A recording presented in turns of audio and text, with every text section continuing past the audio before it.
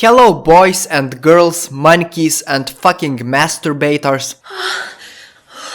I mean, I know what you are doing, don't lie to me, you dirty bastard. Anyway, in this video I will be showing you 5 biggest mistakes that most of you make when you play as Survivor and 5 biggest mistakes that most of you make when you play as Killer. So this video is going to be quite informative and I'm doing this for free, so the least you can do for me in return is subscribe to this channel and leave a like on this video. Also, if you need a friendly Dead by Daylight coach with a few thousands of hours in the game, don't forget to contact me. My Fiverr link is in the description down below. Guys, all of this footage you are about to see is going to be a re-upload from my old video. That video is ancient as hell, that's why the audio quality is going to be shit and video footage is going to be old, but I promise you this video is going to be relevant because every single mistake you are about to see, people still make these mistakes today, so you better watch this video until the end. Anyway, let's start.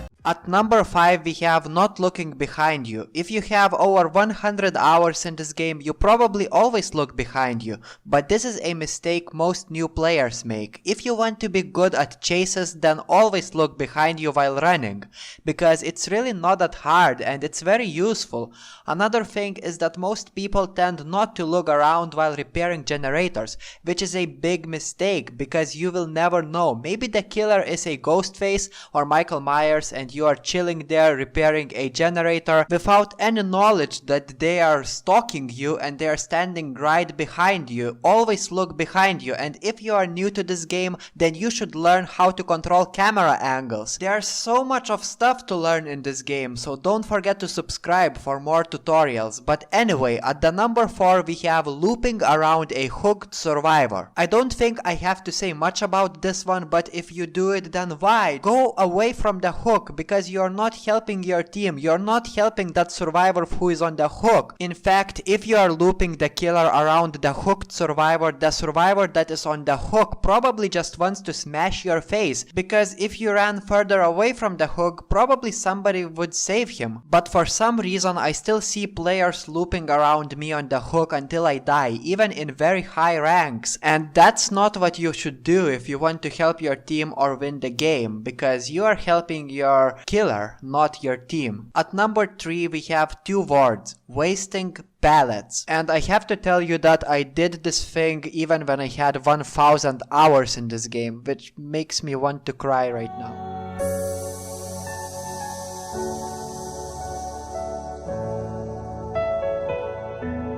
Seriously, don't waste pallets. Remember, when the killer destroys one, that pallet is gone for the whole match. I see a lot of people just dropping pallets out of stress without thinking about a late game, when those pallets are incredibly useful. Especially the pallet in the shack. That is the most annoying one for the killer. Sometimes you can loop the killer around the pallet for like 3 to 4 times, but most players seem to drop them immediately because they are very stressed, which is a waste of a pallet. Don't do it. You better waste that pallet later in the game than early, and it's a very common mistake, and people who waste pallets in higher ranks get a lot of hate for doing it. Coming at the number 2, you don't take advantage of a camping killer. Now I know that campers can be super annoying, but you make it even worse by trying to save your friend who is being face camped by the killer, especially if the killer is Leatherface,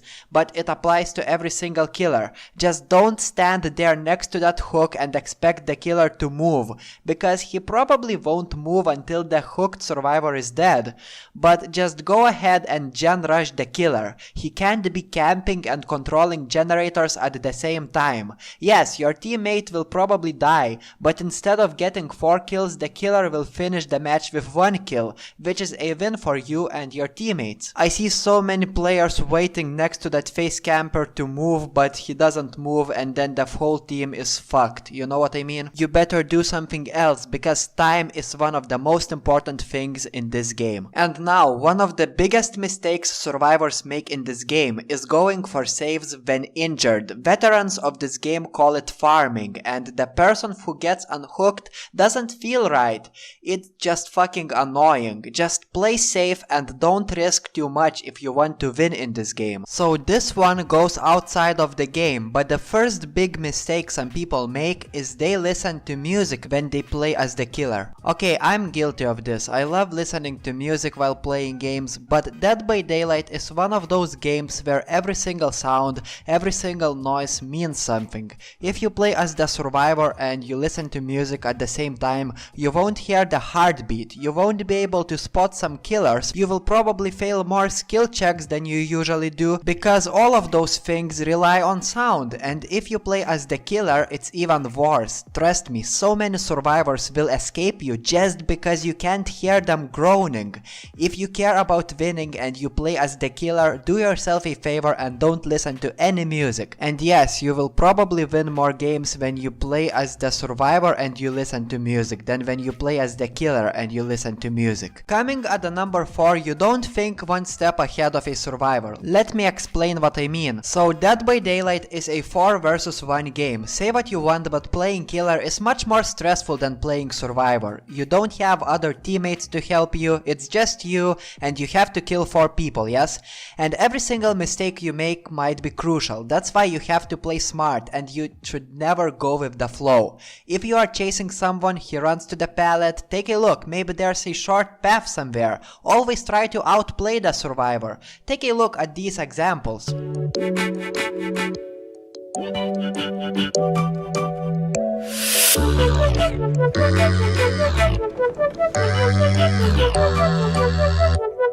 Now at the number 3, you avoid breaking pallets. Now I understand that pallets are very annoying when you play as a killer. Time management is something every killer has to learn because survivors will not wait, they will escape the very second you make a mistake.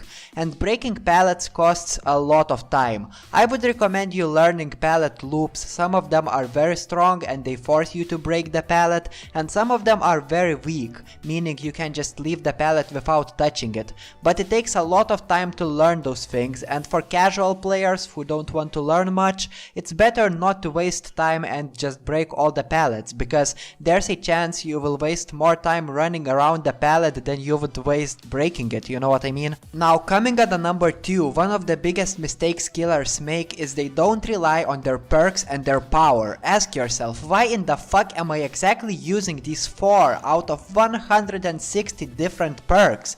If you don't take advantage of the perks you take with you, your opponent will take advantage of it and your match will go bad. For example, in this video I use this perk Pop Goes the Weasel and I break a generator every time I get an opportunity to do so because this perk helps me with that, and I don't care about your build, but you must know what your perks do. The same goes for the power of your killer.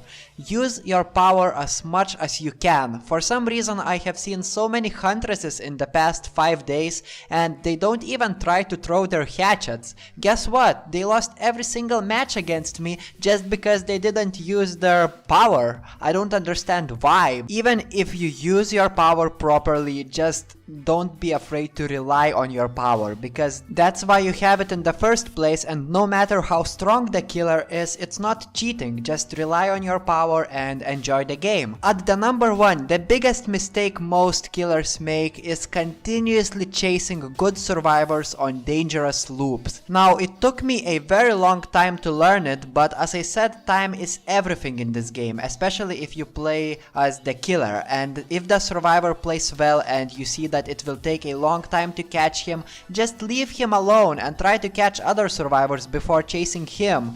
Just like some people say, save the best for last. Trust me, it's one of the best tips I could give you after hundreds of hours in Dead by Daylight, you know what I mean?